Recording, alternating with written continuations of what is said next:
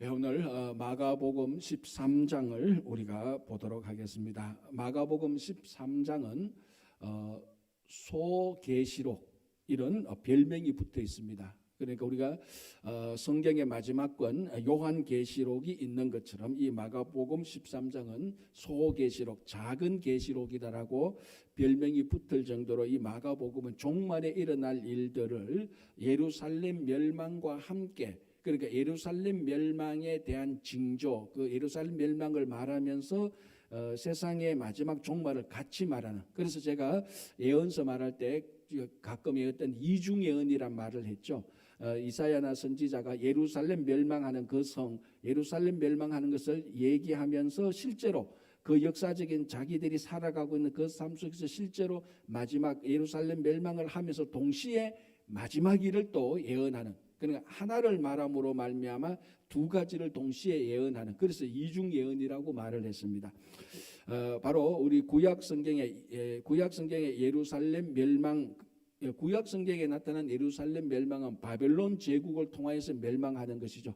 우리가 지난주까지 살펴봤던 예레미야가 특별히 바벨론에 의해서 예루살렘 멸망하는 것을, 그 상황을 두고 계속해서 예레미야와 거짓 선지자들이 이렇게 쟁론하는 것을 우리가 살펴봤습니다. 그때는 바벨론에 의하여서 예루살렘이 멸망하는 것을 말했다면은 이 마가복음 13장은 예수님께서 로마 제국에 의해서 예루살렘이 멸망하는 것을 말하고 있습니다. 그러니까 역사적으로 이 예루살렘이 크게 바벨론, 구약의 바벨론에 망하고, 그리고 신약의 사실은 신약 성경에 기록은 안 돼 있죠. 예루살렘이 멸망하는 요거 기록이 끝날, 그 복음서가 기록이 끝난 그 다음에 한 70년, AD 70년에 멸망하고, 그리고 이제 예루살렘이 그 중세 시대 가면은 그 이슬람에 의해서 또 멸망하고, 이런 멸망이라보다도 부서지는 이런 일들은 역사적으로 많이 우리가 그 경험했는 것을 볼 수 있습니다. 자, 그 중간에 있던 신약 때 예수님께서 직접 예루살렘 멸망에 대한 말씀을 이제 예언한 바로 그 내용이 마가복음 13장입니다. 그래서 우리가 사복음서에서 마지막에 일어날 일에 대한 징조가 가장 명확히 나와 있는 내용이 바로 이 마가복음 13장입니다.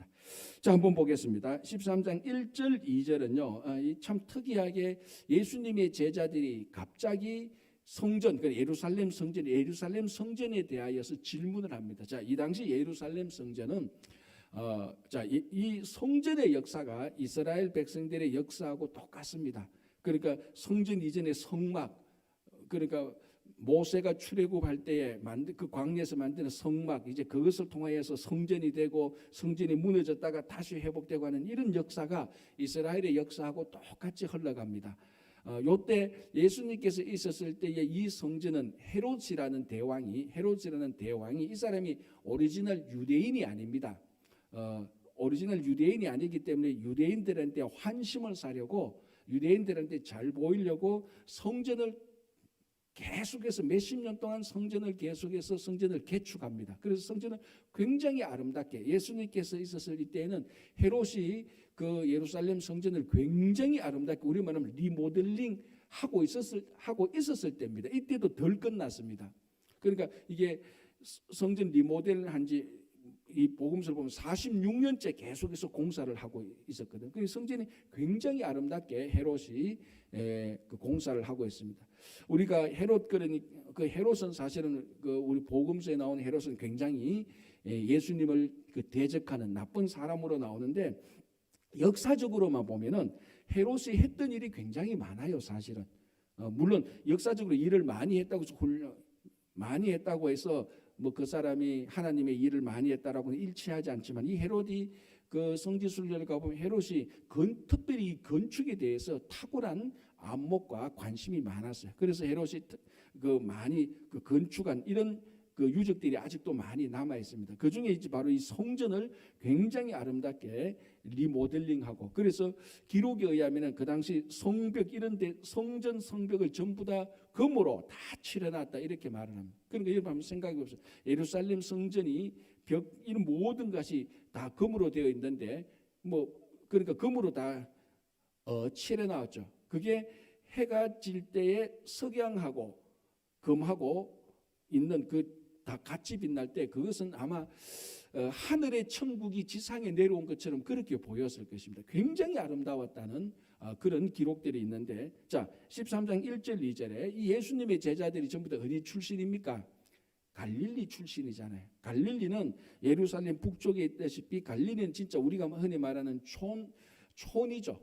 그 콘철이고 그 촌에서 올라온 이 제자들이 처음 예수님과 함께 예루살렘에 들어왔거든요. 그래서 아마 제 생각에는 석양에 지는 노을에 예루살렘 성전을 한번 봤을 겁니다. 몇 번 보고 아침에 동틀 때에 또 그 빛에 비치는 성전을 보면서 그 황홀함, 그 아름다움, 그 환상적인 황홀함에 아마 넋이 나갈 정도로 예쁜 아름다운 그런 모습을 경험했을 겁니다. 그래서 그런 이제 경험을 하고 있는 그 차의 제자들이 성전은 앞으로 어떻게 될 것인가, 성전에 대하여서 질문을 하는 거죠.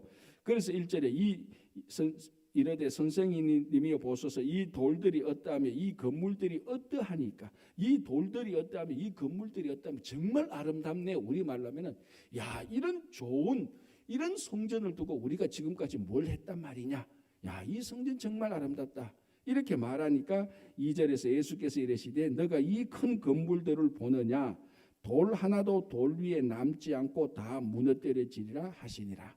이게 이제 실제적으로 AD 70년 전에 로마의 디도 장군에 의해서 예루살렘 성전이 또 멸망하게 되는 겁니다. 이게 멸망이라는 단어를 쓰면 완전한 2차 멸망이죠. 아까 말씀드린 것처럼 1차 때 에레미야 있을 때 바벨론에 의하여서 기원전 587년, 그러니까 이때가 AD 70년이니까 이미 한 90년, 약 600년 전에 바벨론 제국에서 예루살렘 성전이 멸망했거든요. 그리고 한 600년 전에 600년 약간 넘어서 또 이번엔 로마 제국에 의해서 예루살렘 성전이 멸망됩니다. 그래서 로마를 상징하는 의미로서 바벨론을 얘기합니다.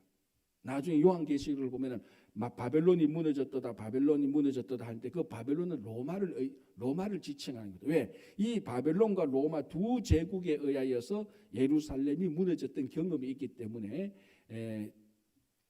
그러니까 같은 나라로 상징화시켜서 그렇게 얘기를 하는 것입니다.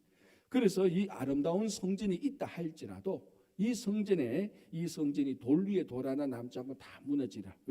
왜냐하면 우리가 앞에서 봤지 않습니까? 성전이 성전 역할을 못하고 있었지 않습니까? 장사하는 사람들이 있고 매매하는 사람들이 있었고, 그래서 예수님께서 그 성전을 우리 정화시켜야만 되는 그런 형편. 그러니까 이 성전의 모습들이 아까 제가 말씀드린 성전의 역사가 이스라엘 사람들의 역사하고 똑같습니다. 그래서 성전의 모습들이 이스라엘 사람들의 모습하고 똑같습니다. 성전을 보면은 뭘 알 수 있는가? 그 성전을 보면은 이스라엘 사람들의 신앙의 상태, 지금 현재 분위기, 그런 것을 다 알 수 있다. 성전이 완전히 예수님께서 정화해야 될 만한 그런 성전의 모습이었으니까 이스라엘 사람들도 신앙생활이 엉망이었다는 거죠. 그래서 이 성전이 무너질 것이다 라고 예수님께서 말씀하시는 겁니다. 실제로 AD 70년에 로마에 의해서 예루살렘 성전은 진짜 그 기록에 보면 돌 위에 돌 하나도 남지 않고, 왜냐하면 이 돌들이 다 금으로 칠해져가 있기 때문에 이 장군들이 다 군사들이 와서 그 금을 가져가려고 돌 위에 돌이 같이 있으면 이걸 다 긁어내버렸기 때문에 돌 위에 돌 하나 남지 않고 완전히 정말 그 잔해만 남게 되는 그런 기록들도 나타나 있습니다. 자, 이제 그래서 바로 이 성전이 무너지는 것을 이제 예수님께서 예언하시면서 이 성전 멸망과 함께 같은 의미로 세상의 종말을 이중적으로 예언을 하고 있는 것입니다. 그래서 13장을 보면은 성전 멸망이지만 종말에 일어날 일에 대한 교훈을 명확히 우리들에게 얘기를 해주고 있습니다. 자, 몇 가지 우리가 몇 가지 보겠습니다. 5절. 예수께서 이르시되 너희가 사람의 미혹을 받지 않도록 주의하라. 많은 사람이 내 이름으로 와서 이르되 내가 그러하여 많은 사람을 미혹하리라. 자, 이때 이제 예루살렘 성전 멸망하기 전에 많은 사람들이 가짜 그리스도로 역할을 하게 된다는 겁니다. 내가 바로 그리스도다, 내가 하나님께서 보내신 메시아다, 그런 일들이 일어날 것이라는 겁니다. 그래서 여러분 사도행전을 보면은 더다라는 사람과 갈릴리 유다라는 사람이 실제로 자기들이 그 그리스도 역할을 했다는 기록이 나와 있습니다. 사도행전 5장을 보면. 그러니까 예루살렘 성전이 멸망하기 전에 거짓 메시아들이 많이 나타났고 또 실제로 마지막 종말 때에 이런 일들도 많이 일어날 것이다. 그래서 늘 역사적으로 거짓 그리스도, 적 그리스도가 나타날 때마다 사람들은 종말이 아닌가라고 긴장을 하고 그렇게 그 적 그리스도를 중심으로 한 현상들을 살펴봤던 것입니다. 오늘날도 마찬가지입니다. 항상 이 종말이 오기 전에 몇 가지 현상들, 징조들이 첫 번째는 적 그리스도가 나타나서 사람들을 미혹한다는 것입니다. 이게 역사적으로 몇 번 있어 왔고 그런데 다행히 아직까지 그런 일들이 일어났음에도 불구하고 하나님께서 심판을 미루어 주셨습니다. 그래서 지금까지 있는 겁니다. 만약 하나님께서 심판을 미루지 않았더라면 이미 뭐 다 끝장날 이 세상이었죠. 자, 예를 들자면 그런데 이제 우리가 하나 알아야 될 것은 이 적 그리스도가 온다고 해서 얼굴이 붉거나 머리에 뿔나고 뭐 창 들고 이렇게 나타나는 건 아닙니다. 적 그리스도는 여기서 말해서 미혹한다 그랬는데 미혹이 뭡니까? 이 유혹하고 미혹하는 것이 편하게 합니까? 편하지 않게 합니까? 아무도 모르게 편하게 하는 거죠. 유혹한다는 것이. 어느 날 눈 떠보니까 내가 벌써 미혹에 빠져버린 겁니다. 그러니까 이 적 그리스도가 우리를 미혹할 때는요, 의외로 굉장히 자연스러울 겁니다. 그리고 그 적 그리스도의 모습은 굉장히 위험차고 사람들에게 존경을 받을 만한, 사람들에게 우아할 정도의 영웅의 모습으로 분명히 나타날 겁니다. 여러분 생각해 보십시오. 적 그리스도가 나타나서 사람을 미혹하는데 머리에 뿔나고 꼬리 달리고 얼굴이 붉고 이렇게 딱 나타나면 누군가 다 알죠. 야, 이건 영락없는 악마의 모습이다 알죠. 그러나 우리에게 나타난 적 그리스도는 가장 메시아 비슷하게 나타나는 것이죠. 그래서 사이비라고 말을 하잖아요. 사이비 뜻이 뭡니까? 유사하다. 그러니까 유사한 것이 이단인 거예요. 사실 완전히 다른 것을 우리가 이단이라고 말하잖아요. 완전히 다른 것은 다른 것이고 유사하게 다른 것, 그게 이단입니다. 적 그리스도가 그렇게 나타난 거예요. 역사적으로 이런 인물들이 굉장히 많았어요. 그리고 역사를 역사를 다 지나가 보니까 바로 그런 사람들이 적 그리스도와 같은 역할을 했고 그 위치에 있었다는 것을 알게 되죠. 제가 이런 얘기를 할 때마다 가장 대표적으로 드는 인물이 바로 히틀러입니다. 우리는 지금 히틀러가 있었던 그 시대를 다 지나왔기 때문에 히틀러야말로 정말로 이 나쁜 사람이고 우리 인류에 해악을 끼친 사람이라고 말하지만은 히틀러가 그 독일을 다스릴 그 당시 독일 사람들한테는요, 히틀러는 하나님께서 독일에 보낸 메시아라고 생각을 했었습니다. 심지어는 독일 교회의 90%가 히틀러를 메시아라고 지지를 했습니다. 공식적으로 지지를 한 거예요. 아니 어떻게 히틀러를 지지할 수 있냐라고 생각하지만 그 당시 독일은 히틀러가 완전 독일의 메시아 역할을 했습니다. 예를 들자면 제1차 대전에 독일이 패배하고요. 그리고 1929년 30년 그때는 세계적인 대공황을 맞이하잖아요. 그때 1933년에 히틀러의 나치당이 정권을 거머쥐고 5년 만에 독일을 경제 부흥국으로 다 일으켰어요. 지금 한국도 우리 젊은이들 그 직장 문제, 직업 문제가 굉장히 심각하잖아요. 실업 문제가.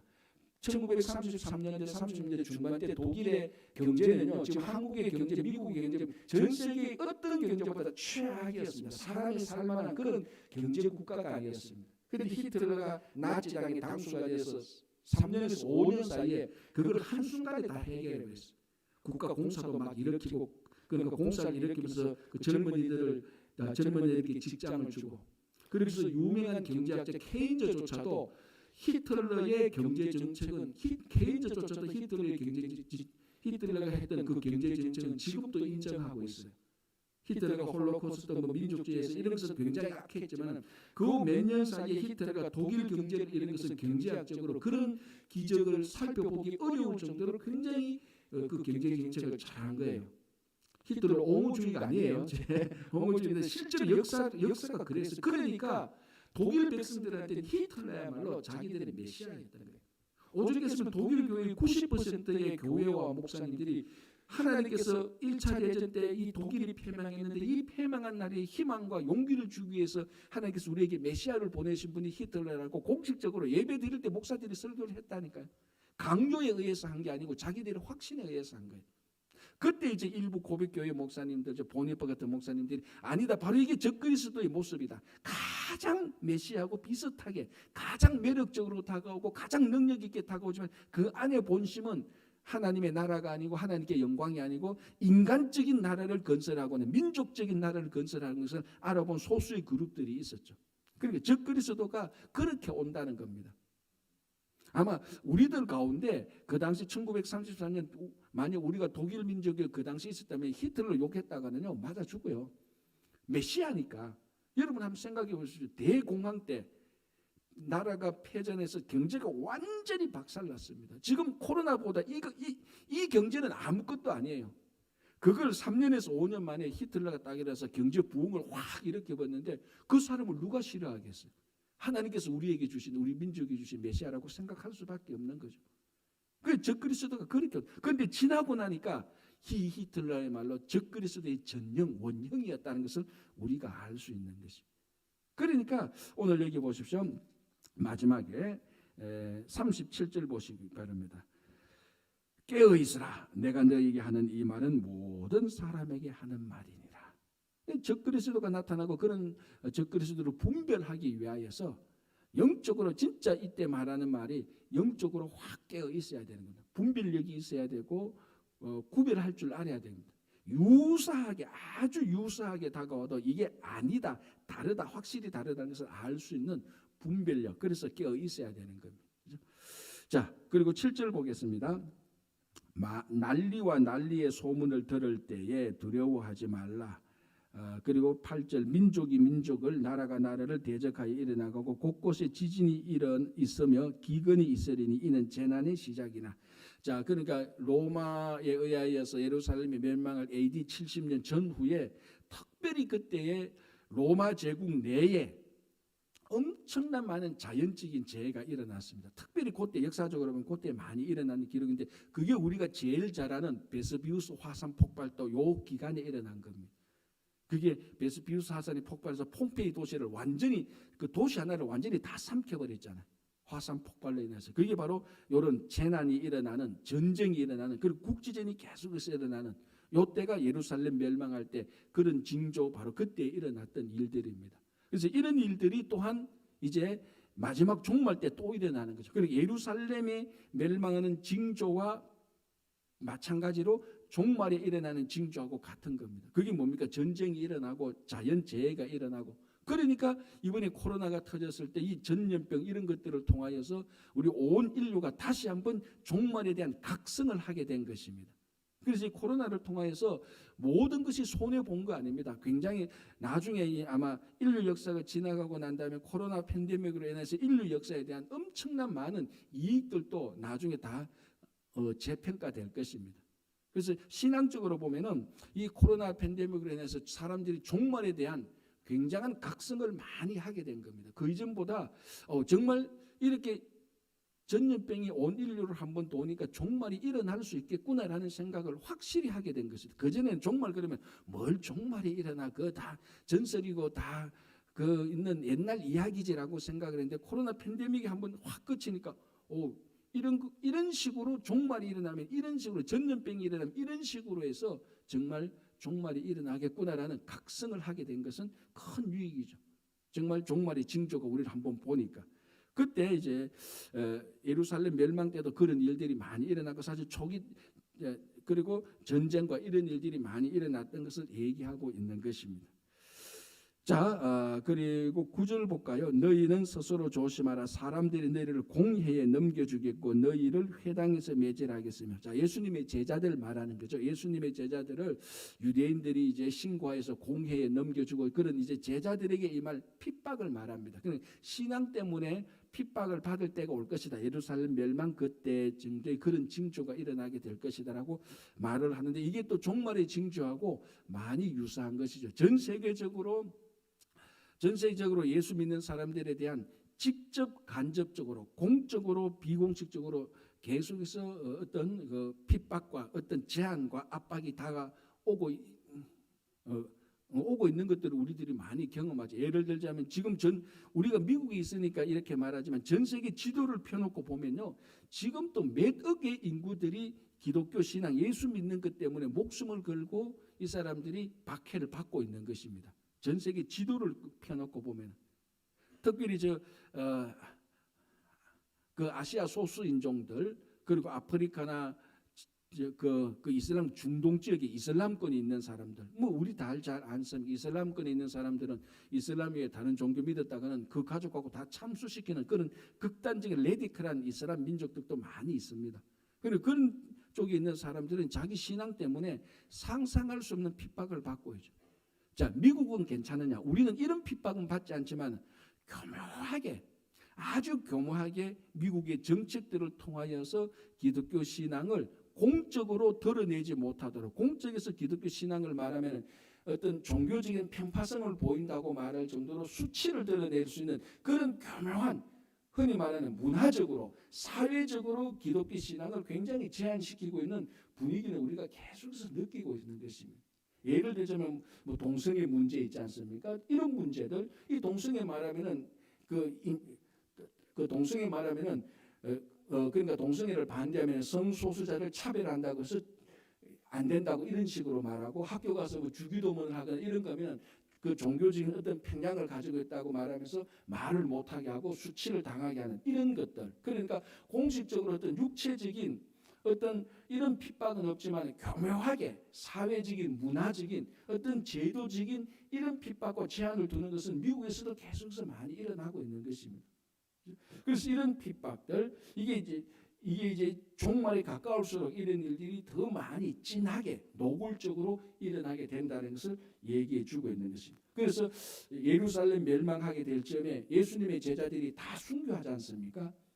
그러니까 뭐 우리 전성에 의하면 다 예수님의 제자 가운데 사도 요한 빼고, 그래서 사도 요한이 밤모섬에 가서 계시를 보고 기록한 것이 요한계시록이고, 그러니까 유배지에 가서 자연스럽게 죽은 요한 빼고 나머지 예수님의 제자들은 다 순교를 하게 되는 것입니다. 그게 바로 예수님께서 말씀하신 대로 예루살렘 종말이 가까울 때 이네들이 받는 핍박들. 그래 언제 어디서나 이 종말이 다가올 때는 신앙에 대한 핍박이 일어날 것이다라고 그렇게 우리들에게 얘기를 해주고 있는 것입니다. 자, 14절을 보면요, 14절부터는 실제적으로 예루살렘이 멸망할 때 일어나는 일들을 우리들에게 보여주고 있습니다. 실제적으로 예루살렘이 멸망할 때 14절에서 23절까지 요런 일들을 너희들이 주의하라라고 말을 해주고 있습니다. 자, 14절 볼게요. 멸망에 가증한 것이 서지 못할 곳에 선 것을 보거든 읽는 자는 깨달을진저. 요게 이제 누가복음이나 요런 데 보면은 예루살렘이 로마에 의해서 포위당할 때 요런 이제 내용으로 나오고 있는 것입니다. 멸망에 가증한 것이 서지 못할 것에 선 것을 보거든. 그러니까 이방인 부대들이 예루살렘에 의해서 막 이제 쳐들어오는 이런 표현을 지금 이런 현상들을 이렇게 표현하는 것입니다. 그런데 쉽게 말하면 이제 막 예루살렘이 멸망하게 될 때에 이 말입니다. 15절, 지붕 위에 있는 자는 내려가지도 말고 집에 있는 무엇을 가지러 들어가지도 말며. 자, 유대인들 집의 지붕은 팽팽합니다. 우리처럼 이렇게 각지가 있는 것이 아니에요. 그래서 유대인들이 그 지붕은 굉장히 쓸모가 많죠. 우리말로 하면은 그 위에 올라가서 채소나 야채 같은 널어놓고 말릴 수도 있고, 또 그 위에서 기도 장소도 그 활용도 많이 했고, 그래서 그 유대인들은 지붕 위에 올라가서 활동이 굉장히 야외 활동이 굉장히 많았습니다. 근데 지붕 위에 올라가 있는데 로마인들이 막 쳐들어온다. 그러면 집에 들어가서 이것도 챙기고 저것도 챙기고 하지 말고 바로 바깥으로 향하는 계단을 통해서 도망가라는 것입니다. 자, 이게 뭘 말하는가 하면 그만큼 예루살렘 멸망할 때의 긴박감, 긴장감을 말해주고 있습니다.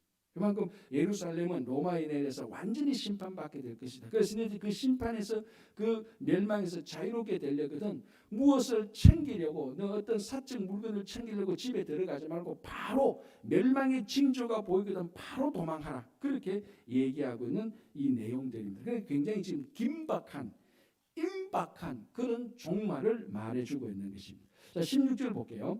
같은 맥락이죠. 사실은 밭에 있는 자는 겉옷을 가지러 뒤로 돌이키지 말지라. 자, 밭에서 막 일하고 있는데 로마 군대들이 막 쳐들어온단 말이죠. 그럼 안 되겠다. 내가 지금 피신을 가야 되는데 그래도 겉옷 하나는 가지고 가야지. 자, 이 겉옷이 이 당시 유대인들에게 겉옷은 그냥 단순한 겉옷이 아니고 밤에 잘 때 덮고 자는 이불입니다. 왜냐하면 그 일교차가 심하니까 밤에는 날씨가 굉장히 춥거든요. 그러니까 야외에서 노숙하게 되면 이불이 있어야 되는데 그 이불 대용으로 하는 게 겉옷입니다. 그러니까 겉옷은 필수품이에요. 필수품. 그러니까 밭에 일하다가 로마인들 막 쳐들어오면 야 그래도 겉옷 저 필수품이라도 가져가야지 그것조차도 하지 말라는 겁니다. 바로 도망가라는 겁니다. 그만큼 임박하고 긴박한 종말을 강조하고 있는 것이죠. 자 17절 그날에는 아이 뵌 자들과 젖먹이는 자들에게 화가 있으라. 그래서 이제 가끔 진짜로 이게 이해하지 못하게 성경을 보는 사람들이 있어요. 그래서 아이 뵌 자들과 젖먹이는 자들에게 그날에 화가 있으라 해서 종말이 오면은 아이 뵌 자가 젖먹이는 자를 화가 있으니까 나는 결혼을 안 하겠어요 하는 사람들도 제가 본 적이 있어요. 진짜로. 그러니까 이거는 그 사람 잘못이 아니고 그 사람에게 그렇게 성경을 가르친 사람이 잘못이에요. 그래서 결혼을 안 하겠대. 왜? 마가복음 13장에 보니까 곧 종말이 올 건데 그 종말이 올 때 아이 뵌 자들과 젖먹인 자의 화가 있으니까 내가 혹시 결혼해서 아이를 가져있을 때 종말이 오면 내가 화를 당하잖아. 그렇게 말하는 사람도 제가 옛날에 들어본 적이 있다니.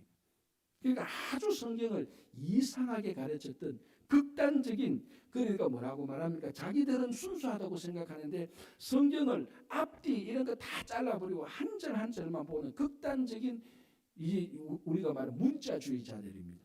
그런 사람은요 성경을 아는 게 아니고 성경을 모르는 사람이에요. 성경을 가장 위험하게 사용하는 사람들. 왜냐하면 자 이게 로마인들이 막 쳐들어옵니다. 그죠? 그게 굉장히 긴박하잖아요. 얼마나 긴박합니까? 지붕에 있는 사람들은 집 안에도 들어가지 말고 밭에 있는 사람은 옷도 가지 말고 바로 도망하려 가야 되는 그런 긴박한 상황인데 누가 제일 불리합니까? 아이 된 자들 임산부가 제일 불리하죠. 도망도 못 가고 만약 도망을 가더라도 어려우니까 그런 차원에서 말을 하는 것인데 그래서 종말이 오면 아이를 가져서는 안 된다. 그런 차원하고 완전히 당판으로. 그러니까 우리가 참 성경을 보고 이 성경을 보는데 실제적으로 진짜 예수님께서 말씀하시는 게 하나님께서 말씀하시는 게 무엇인가의 그 본질을 알아야 되는데 이상하게 자기는 순수한다고 보는데 그 순수한 게 아니고 멍청하고 가장 위험하게 성경을 보는 바로 그런 차원. 그러니까 여기서 아이 뵌 자들과 젖먹인 자들이 화가 있어요. 그렇게 우리가 종말 때에 이상하게 해석해야 될 문구는 아니에요. 로마인들이 쳐들어오니까 제일 위험한 사람들 임산부들, 노약부들, 어린아이들 그런 사람들은 항상 재난이 일어나면 제일 위험하지 않습니까? 왜? 가장 긴박하니까 임박하니까. 그러니까 이것이 얼마나 로마인들이 마지막 그 예루살렘이 멸망하게 될 때 그리고 마지막 종말 때에 얼마나 임박하고 긴박한 것을 말해주고 있는 것입니다. 그러면 뭐 아이 뵌 자들과 젖먹인 자는 화가 있고 그러면 아이 안 뵌 자들은 괜찮겠네? 그렇지 않잖아요. 그죠? 자, 보십시오. 그리고 16절 이 일이 겨울에 일어나지 않도록 기도하라. 이것도 이제 겨울에 일어나면 힘드니까 그 종말이 겨울에 일어나지 않도록 하는데 이게 뭐 또 실제적으로 종말은 겨울은 아니다. 뭐 여름에 일어난다. 그런 이상하게 해석을 할 필요는 없다는 것입니다. 그죠? 자, 19절 이는 그 날들이 환란의 날이 되겠습니다. 하나님께서 창조하신 시초부터 지금까지 이런 환란이 없었고 후회도 없으리라. 자, 이 말은 글자 그대로 본다기보다는 그만큼 환란이 엄중하다는 겁니다. 엄중하는. 자, 소돔과 고모라 때도 이랬고 바빌론에서 바빌론에서 예루살렘이 멸망할 때도 이랬고 아수르에서 북이스라엘 멸망할 때도 이랬고 로마에서 예루살렘 멸망할 때 이랬고 그러니까 이 멸망 때가 굉장히 지금 심각하고 전면적으로 온다는 것을 얘기해주고 있는 것입니다. 그렇죠? 자 마찬가지로 21절 22절 같은 의미로 말합니다. 그리스도가 여기 있다 저기 있다 해도 믿지만 이렇게 종말이 올 때는 아까 말씀드린 것처럼 더다나 갈릴리 유다 같은 사람들이 이런 종말 때의 분위기 사람들의 불안한 심리를 이용해서 내가 이 땅에 온 재림 예수다라고 말하면서 그러니까 거짓 그리스도 역할을 하는 사람 이런 사람들을 조심하라는 것입니다. 자 24절 볼게요. 그때 그 환란 후에 해가 어두워지며 달이 빛을 내지 아니하며 별들이 하늘에서 떨어지며 자 26절 보겠습니다. 그때 인자가 구름을 타고 큰 권능과 영광으로 오는 것을 보리라. 27절 또 그때에 그가 천사들을 보내어 자기가 택하신 자들을 땅끝으로부터 하늘 끝까지 사방에서 모으리라. 자 이게 마지막에 이제 예수님께서 오시는 그 재림 때 종말 때 모습인데 24절에서 27절 중요한 두 가지를 말합니다. 예수님의 재림은 특정한 사람만 알도록 오는 게 아니라는 겁니다. 모든 사람들이 알도록 오는 겁니다. 제가 이 말 나올 때마다 늘 강조하는 건데 이단들이 늘 하는 말이 뭡니까? 예수님이 오신 것은 특별한 믿음이 있는 사람들에게만 알 수 있도록 온다. 이단들이 늘 그런 식으로 해요. 사실 신천지도 그런 맥락하고 똑같은 겁니다. 그런데 여기 보십시오. 26절에 그때 인자가 구름을 타고 큰 권능과 영광으로 오는 것을 사람들이 보리라. 예수님께서 구름 타고 오는데 일정한 몇 사람만 보겠습니까? 아니요. 온 인류가 다 본다는 의미입니다.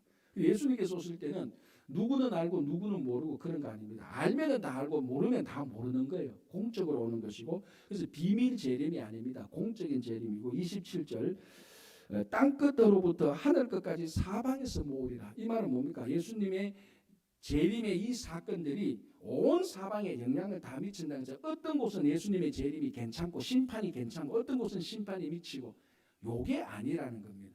참 얼마나 웃기는가 하면은 몇 년 전에 우리 뉴욕에서도 그 사람들이 와서 잠시 활동을 했죠. 그 은혜로 교회라고 신옥수 목사 여자 목사 거기 한 2010 몇 년도에 저 플러싱에서도 설교실이 나눠주고 막 그랬어요. 사람들이 잠시 활동을 했었어요. 근데 이게 한 2년 3년 전에 한국의 뉴스를 보니까 이 여자 목사가 이상한 그 보니까 전형적인 이단이더라고. 지금 곧 있으면 예수님께서 오시는데 예수님께서 이 땅에 지상천국을 마련한 곳이 있다. 우리가 그곳에 가서 살아야 된다.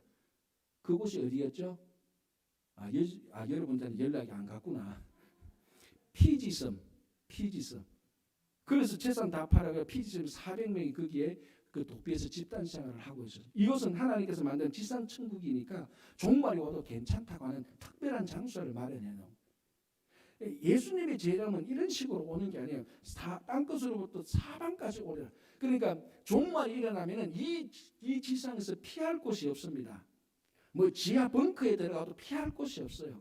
그러니까 이 종말을 폐쇄적으로 보면 절대로 안 되는 거예요. 다 이단이에요. 장소나 시간이나 공간이나 어느 모양이나 종말은 절대로 폐쇄적이거나 아니에요. 공적인 겁니다. 그러나 언제 올는지는 모르는 거예요. 그날과 그때는 모르는 거예요. 그래서 홀연히 온다라고 말했는데 도둑같이 온다는 말이 아무도 모르게 비밀리 예수님께서 몇 명 사람한테 그런 차원에서 도둑같이 온다는 거. 도둑은 언제 올는지 모르잖아요. 그 루팡 빼고 루팡은 내가 언제 어디 간다라고 다 예고를 하죠. 그런 도둑 빼고 원래 도둑은 언제 올는지 모릅니다. 그런 차원에서 모르고 그날과 그때는 모르는 것인데 일정한 특정한 사람 안다고 이런 이상한 종말론자들을 얘기하는데 이 마가복음 14장 읽어보면 바로 그런 이상한 종말론자들이 다 거짓이라는 것을 한눈에 알 수 있도록 마가복음 13장은 얘기해 놓았습니다. 이제 보십시오. 예루살렘에 있었던 사람들이 로마가 예루살렘 성을 멸망하는 것을 몰랐던 사람이 있었겠습니까? 아니죠. 로마군들이 예루살렘 멸망할 때 공적으로 오는 겁니다. 공적으로 확 오고 그 있었던 사람은 다 심판을 당하고 다 알게 되는 거예요. 종말이 그렇게 온다는 겁니다. 특정한 몇 사람은 괜찮고 특정한 누구는 그런 게 아니고 종말이 다 온다는. 그래서 이 종말에 관한 비유를 얘기하고 있는 것입니다. 그래서 마가복음 13장을 보면은 우리가 마지막 때에 일어난 일들을 징조를 깨닫게 되고 우리가 무엇을 준비해야 되는가. 그래서 결론은 뭡니까? 깨어 있으라는 겁니다.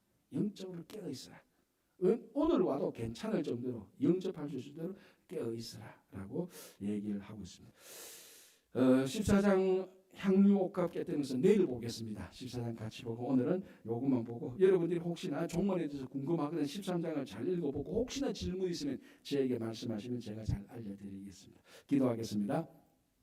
하나님 감사합니다. 우리가 고난 주간을 당하면서 또 마가복음 13장을 통하여서 다시 한번 종말에 대한 징조와 그 현상들을 보면서 우리 신앙을 또 하나님의 말씀 위에 바로 세우게 됩니다.